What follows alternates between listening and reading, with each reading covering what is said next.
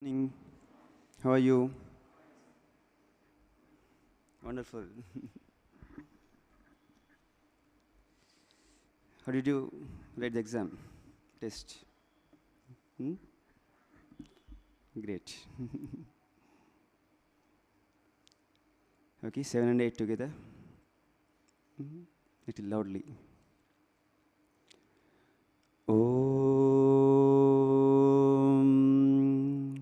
Sahana Vavatu Sahano Bhunaktu Sah Karavahavai Tejasvinavadhitamastu Ma Vidvishavahai Om Shanti Shanti Shanti Om Asato Ma Sadgamaya Tamaso Ma Jyotirgamaya Mrityormamritangamaya Om Shanti Shanti Shanti. Page number 9.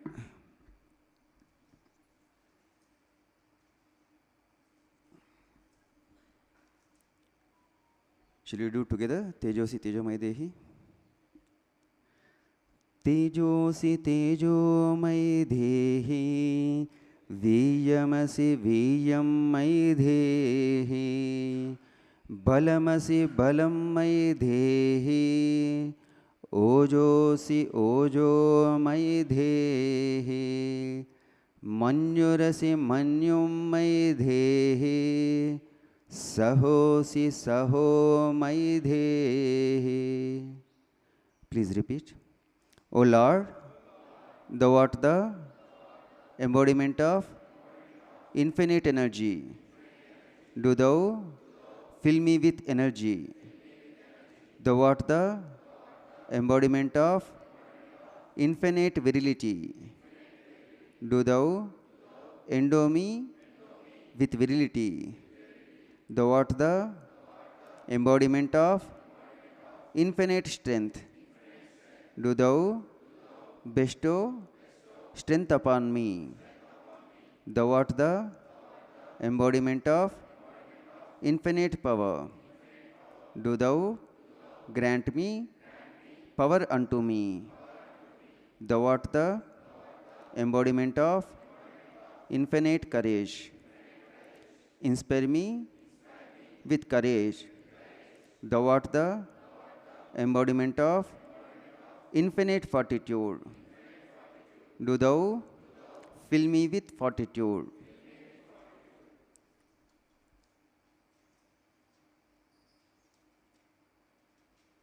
Page number 72.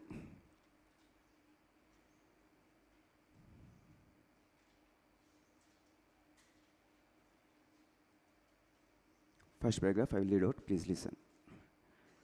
Karma Yoga is the attaining through the unselfish work of that freedom which is the goal of all human nature. Every selfish action, therefore, retards our reaching the goal, and every unselfish action takes us towards the goal. That is why the only definition that can be given of morality is this: that which is selfish is immoral, and that which is unselfish is moral. If we follow some set of rules or regulations, then we think that we are moral. But here Swamiji is giving a new definition for morality also. That which is unselfish is moral, which is selfish is immoral. How can we practice that then? We may be losing, isn't it? The fruits of our action, the results of our efforts. How to practice it then? That morality. That is by renouncing the fruits of the action mentally. Okay. Okay. You need not renounce it physically, but you can renounce it mentally. That means you should not give it a thought. How is it possible? We work with a motive, we work with a goal to achieve that result, and after the efforts we check what is our result, isn't it? What we have gained. Based on that only we assess our efforts. In that case, how to not think about the results?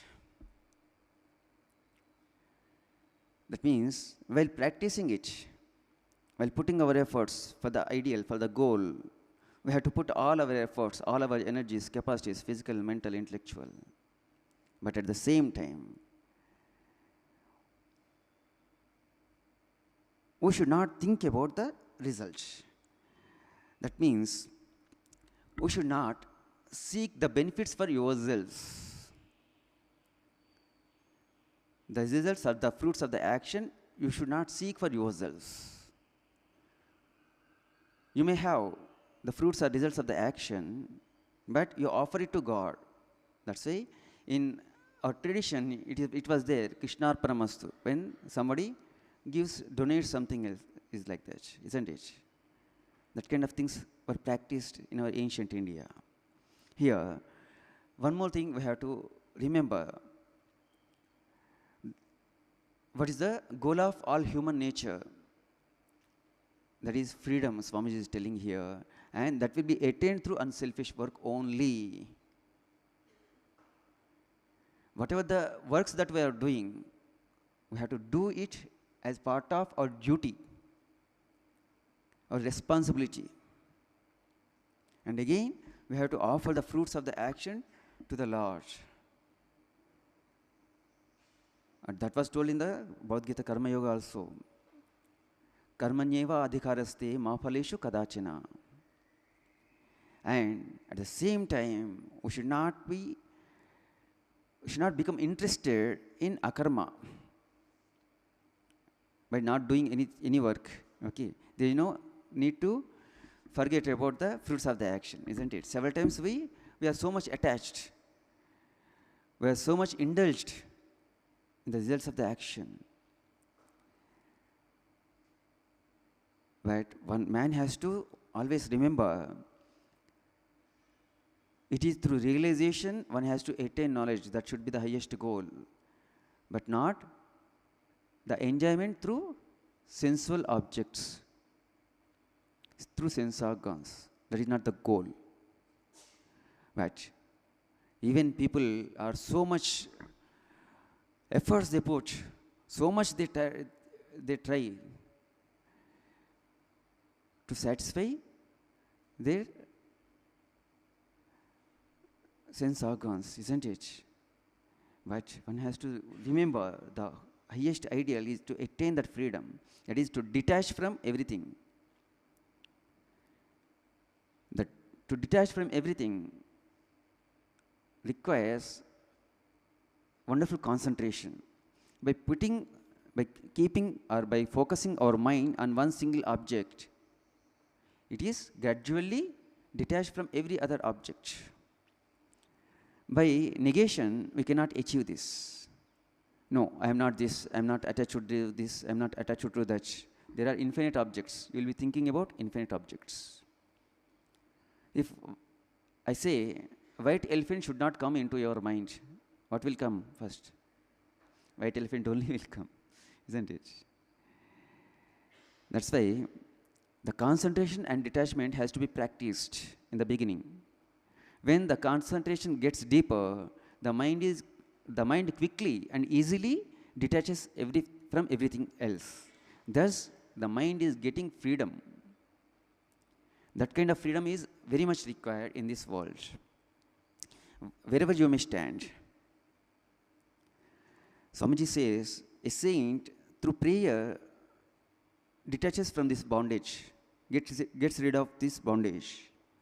A thief, by procuring the thing that he wants to steal, Thus, he will get detached from his want. Both are opposite, but the goal is the same. The saint, by prayer or by meditation, by japa tapa, he want to get rid of the bondage, but the thief, by fulfilling his needs by stealing, thus he will get rid of that want. But after, at the end, both of will get the same freedom, isn't it? That's why where we stand, that doesn't matter. Whether we are procuring or whether we are losing something, that also doesn't matter. What is the state of our mind is the most important thing. If the mind achieves that kind of freedom, it will achieve the peace, so that the knowledge, so that everything in this world.